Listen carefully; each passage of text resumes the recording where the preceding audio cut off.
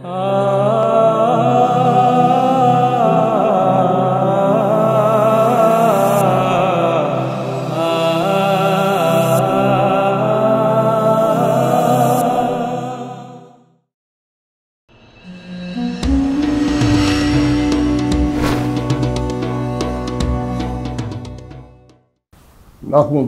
subhanahu wa ta'ala Sayyidin Mujahideen wa nusalli ala Rasulih Kareem. In continuance of what I have talked about before, we were dealing with the subject of the American Revolution. I'm here at ITV, and my name is Imam Abdul Baqi, and we're trying to give assessment so people can have a clear understanding in these short ta'leems on what is the process and how Muslims came into America and what we need to do today. And so we're going to cover the American Revolution. What were the colonists crying about? They were crying about taxation without representation. The British had imposed upon them many different things, tax upon tea, and the Intolerable Act and Taxation Acts. 1770, many colonists became enraged. They did not have self-government.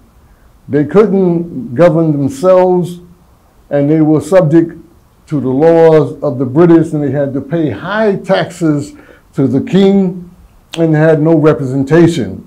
So subsequently, we had the revolt against so-called the British rule, and it culminated in many different things. We should be reminded that the first one to die in the so-called Boston Tea Party was a man by the name of Christus Attucks. Christus Attucks was a man who was a weller. For the most part, he was free man, but he chose to join with the colonists to fight against British tyranny, and he was shot. And the irony that when he was shot, he was buried in the same grave as the white colonists who were killed. This is in Boston, Massachusetts, and this is part of the historical record. And we should also be reminded that also during the so-called American Revolution, you had a man by the name of James Olmsted, who later changed his name to James Olmsted Lafayette. He was in turn a slave who spied on behalf of the America, and many people do not know it. We know about James Bond. We know about all that other stuff, but you don't know. Many people, including Americans, don't know about James Olmsted and how he played a very progressive role in terms of fighting on behalf of the colonists against the British.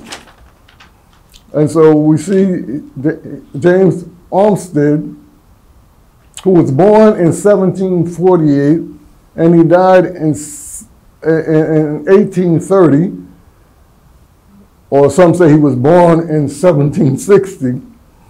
He was a slave African-American who served the Continental Army during the American Revolution under Marquis de Lafayette, who was a commander of the French forces fighting with the American colonists. He reported the activities of Benedict Arnold, who was the traitor. We know as, he betrayed the Americas. He tried to sell out.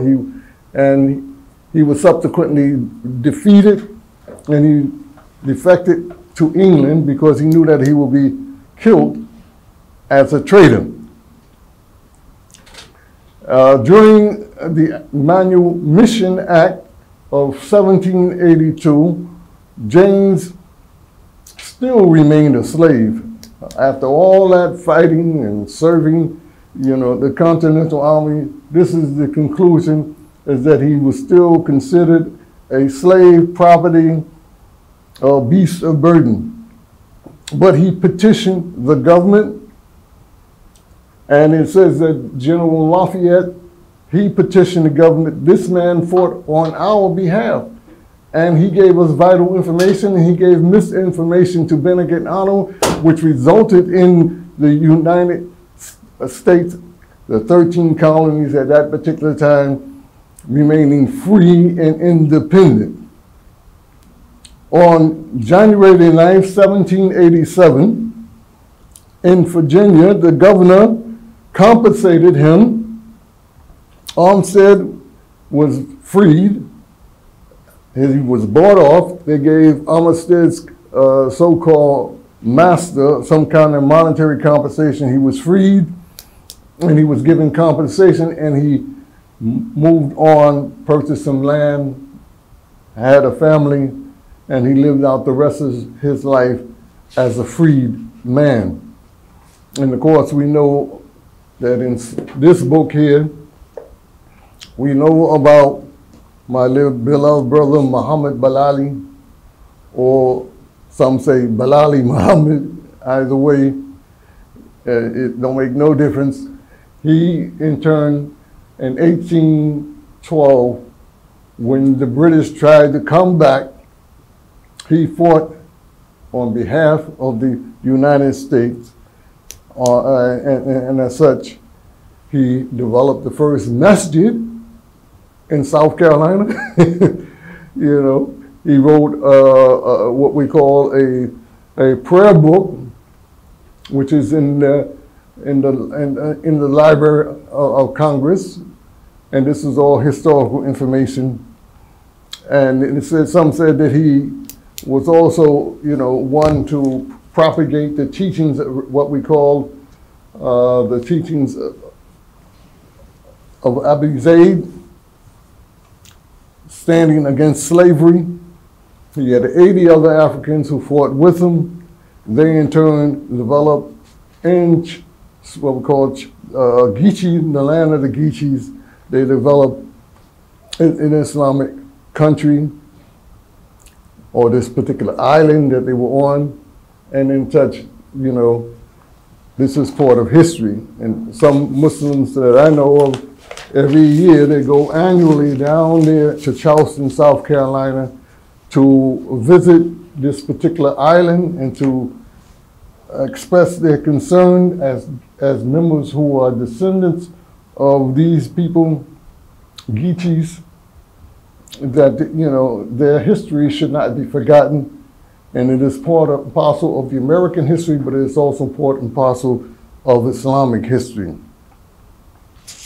And so we move on to 1770, many colonialists became enraged, they revolted, and they defeated the British, drove them out, and as I said, they tried to come back in the War of 1812, but they were repulsed, and the United States, which was at that time 13 colonies, remained free.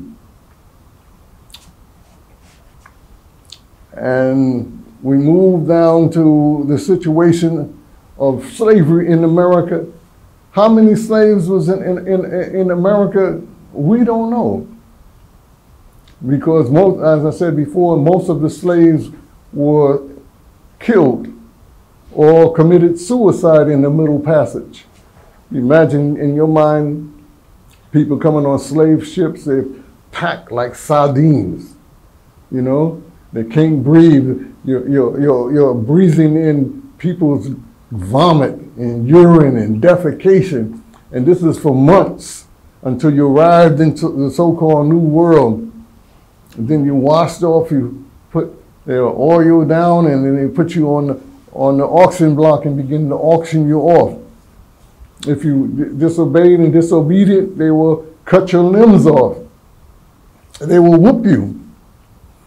Or in some cases, they will take a woman who was pregnant and cut open her belly and force the baby or the fetus to fall down upon the ground and crush it underfoot. This is to instill in the minds of the people, don't resist, accept this reality that you are inferior, that you are to be forever under the bondage of whites and of the servitudes of others. But as we begin to look at slavery itself as a condition, we see that there were 33 slave revolts. 33.